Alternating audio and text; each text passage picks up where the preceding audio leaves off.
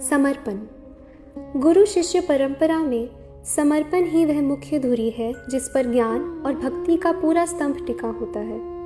यदि ज्ञान एक प्रकाश है तो समर्पण उस प्रकाश को ग्रहण करने वाली दृष्टि है। बिना समर्पण के दिया गया ज्ञान केवल सूचना बनकर रह जाता है। वह आत्म साक्षात्कार या जीवन परिवर्तन का रूप नहीं ले पाता। समर्पण का अर्थ अपनी स्वतंत्रता खोना नहीं, बल्कि अपने अहंकार का त्याग करना है। जब शिष्य गुरु के चरणों में समर्पित होता है तो उसका अर्थ है मैं, यानी मेरा आधा अधूरा ज्ञान, मेरी धारणाएं और मेरा घमंड शून्य होता हूँ, ताकि गुरु का पूर्ण ज्ञान मुझ में प्रवेश कर सके। खाली पात्र में ही जल भरा जा सकता है। अहंकार से भरा हुआ शिष्य ज्ञान प्राप्त नहीं कर पाता। अटूट विश्वास और श्रद्धा का निर्माण समर्पण से गुरु और शिष्य के बीच एक अभेद्य रक्षा कवच बनता है।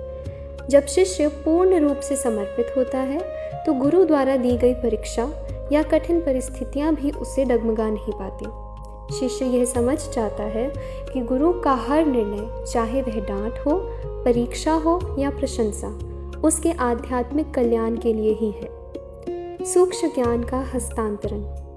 किताबों से केवल शब्द सीखे जा सकते हैं, लेकिन अनुभव और चेतना केवल समर्पण के माध्यम से स्थानांतरित होती है। जब शिष्य का मन पूरी तरह खुला और समर्पित होता है, तब वह गुरु की सूक्ष्म ऊर्जा, उनकी करुणा और उनके अनुभवों को सीधा ग्रहण करने के योग्य बनता है।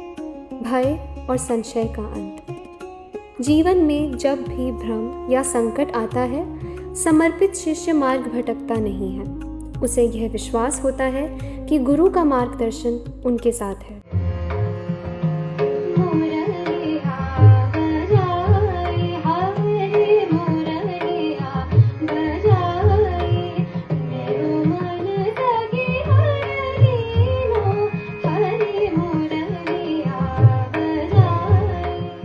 समर्पण से शिष्य के भीतर का संशय समाप्त होता है और मानसिक शांति की प्राप्ति होती है। शिष्यते इति शिष्यः, अर्थात जो सीखने के लिए तैयार हो, जो स्वयं को ढालने के लिए तैयार हो, वही शिष्य है।